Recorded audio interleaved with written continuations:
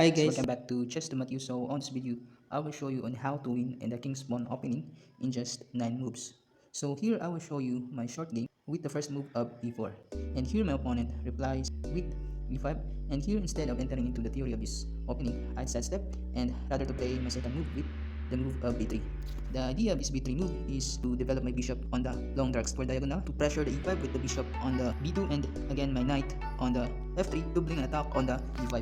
But here, my opponent just simply played the move knight to f6 with the idea of attacking my independent pawn on e4. Here, I was thinking that if I play my third move with bishop to b2, then here, my opponent will simply place capture my independent pawn on e4, and after, for example, bishop takes e5, here comes now the queen to e7, exploiting the open e5 with his queen. And for example, after the move knight to f3, defending his bishop, but still there is knight to c6, doubling attack on the e5 bishop with only one defender. And for example, after queen to e2, there is just a move of knight takes to e5. Because for example, if the queen will capture now the knight, there is simply just knight takes to f3, giving a check, and after d takes and d5, here in this position, the black is slightly advantaged with a double bishop and again forcing a queen trade, leaving to the triple pawns to the position of white. So even though after, for example, after knight takes to e5, if here the white will capture the knight on e5, but still there is just queen takes to e5, exploiting the open b2 with the queen attacking the rook on a1, and for example after knight to c3, but that's just the defense of b5, defending the e4 knight with queen and pawn, and after for example forced to capture the e4 pawn with f3 with 3 attackers with only 2 defenders, but there is just bishop to b4 forcing this diagonal with the queen and bishop, and after for example a capture, here comes now the bishop takes c3, d takes c3, and queen takes c3, and it leaves a check and a fork on the rook to a1 with a huge material advantage. So after for example after knight to f6, instead of playing a critical move which is bishop to b2, I changed my plan. Instead play the move knight to f3, mirroring to the idea of black, which is actually attacking the independent pawn also on e5. So here my opponent just played the move knight takes e4, just winning the independent pawn on e4. And here I was actually thinking again that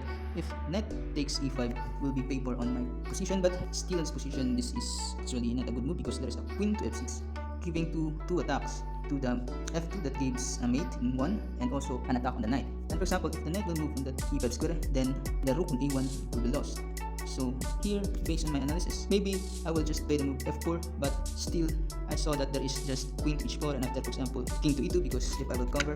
then there is just knight takes and the pawn cannot capture because this rook on h1 will be lost. So here after queen to h4, I might play the move king to e2, but there is just queen to f2 for black, giving a check, and after king to d3, then the black will simply capture the f4, and let's say for example a queen to e1, then the black will just play the move knight to e6, put a threat of check on this critical square. For example, if I will just force to capture, then there is just knight fork, and also there is a check also here pressuring the f2. So instead of playing to f4, if I play the move queen to e2, still there is just queen takes e4, and after knight c3, d5, and after for example f3, but still it's like transpose the lateral position. After on this position, we shall see that the bishop on the c1 still there, and it can timely defend the dark square diagonal on the b2. But here the black can have another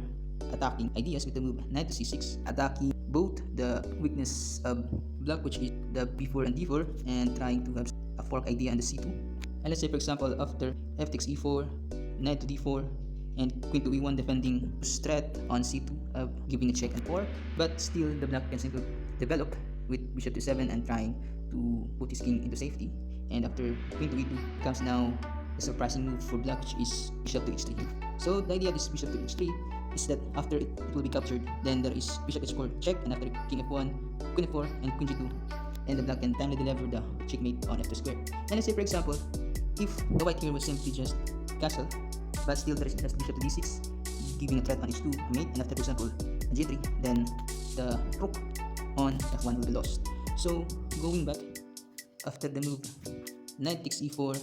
I'll stop and not to try to capture that e5 pawn because of the said analysis that I have, and instead play the move knight to c3. But after the move knight to c3, it only just stopped my ideas of pressurizing the e5 with the bishop and knight because it was now blocked by the knight, and after a capture on c3 and d takes c3, you shall see in this position that I have now a crippled pawns on c5, so it gives a slight advantage for black. But here after the black plays the move d6, I just develop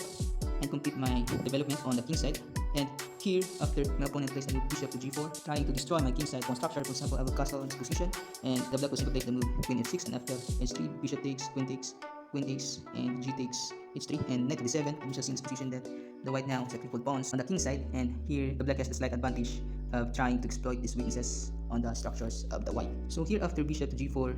I pause for a while and not to castle immediately, and instead trying to have a surprise move,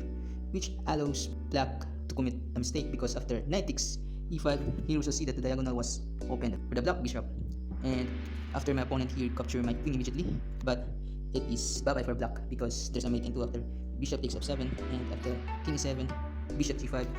the king is now checkmated because the king cannot capture the checking pieces, he cannot escape, and also he cannot cover the check from the bishop. So just a recap, in just 9 moves I win with the king's pawn opening after 1, 2, 3, 4, 5, 6, 7, 8, 9. So I hope you enjoyed this video, and please don't forget to subscribe.